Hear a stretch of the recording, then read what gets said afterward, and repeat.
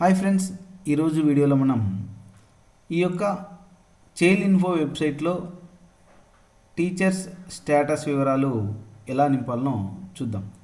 ముందుగా మనం ఇది వరకు కొత్త చైల్డ్ ఇన్ఫో వెబ్సైట్ అయినటువంటి student.ap.gov.in/EMSలో మనకు ఇలా ఎంటర్ కాగానే డిపార్ట్మెంటల్ లాగిన్ అనేది చూపించడం జరుగుతుంది. ఇక్కడ క్లోజ్ బటన్ ఇవ్వగానే ఇక్కడ ఎప్పటిలాగా లాగిన్ కాకుండా డిపార్ట్మెంట్ లాగిన్ అని ఇవ్వడం జరిగింది. ఇక డిపార్ట్మెంట్ లాగిన్ ఇవ్వగానే మన యొక్క డైస్ కోడ్ అలాగనే పాస్వర్డ్ ఇచ్చేసి ఇక్కడ ఇచ్చేటువంటి క్యాప్చా కోడ్ ఎంటర్ చేయవలసి ఉంటుంది. సైన్ మీద క్లిక్ ఇవ్వగానే మనకు ఇంటర్ఫేస్ ఈ విధంగా డాష్బోర్డ్ కనిపించడం జరుగుతుంది.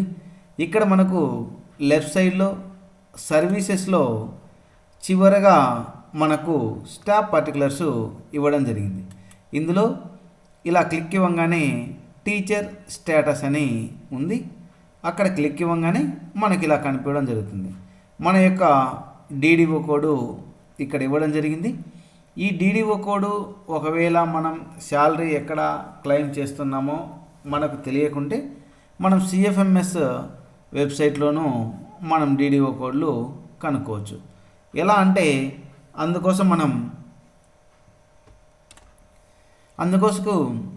అందుకొరకు మనకు ఇక్కడ click here to know your DDO code అని ఇవ్వడం జరిగింది.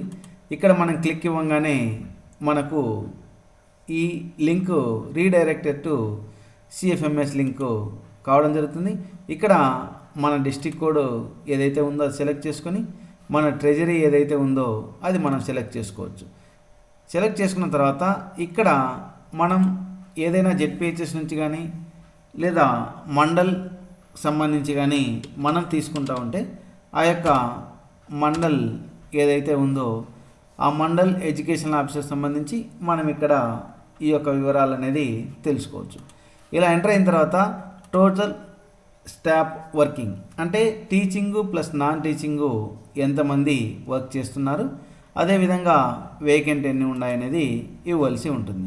అలాగనే మనకి ఇక్కడ నేమ్స్ రావడం జరుగుతుంది as for CSC.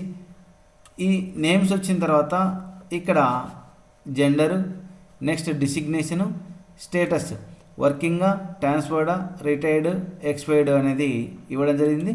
Next Covid vaccine, Covid యొక్క 2 డోసులు వేసుకున్నారా లేదా, అదేవిధంగా టీచర్ హెచ్ఆర్ఎంఎస్ ఐడి 7 డిజిట్స్ ఇవ్వడం జరిగింది.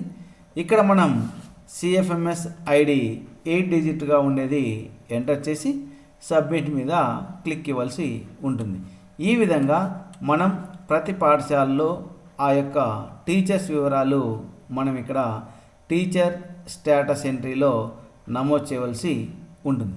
సో ఫ్రెండ్స్, ఈ వీడియో మీకు నచ్చితే లైక్ చేయండి, షేర్ చేయండి, సబ్స్క్రైబ్ చేయండి. ఏదైనా డౌట్ ఉంటే కామెంట్ రూపంలో తెలియజేయండి. Thank you for watching.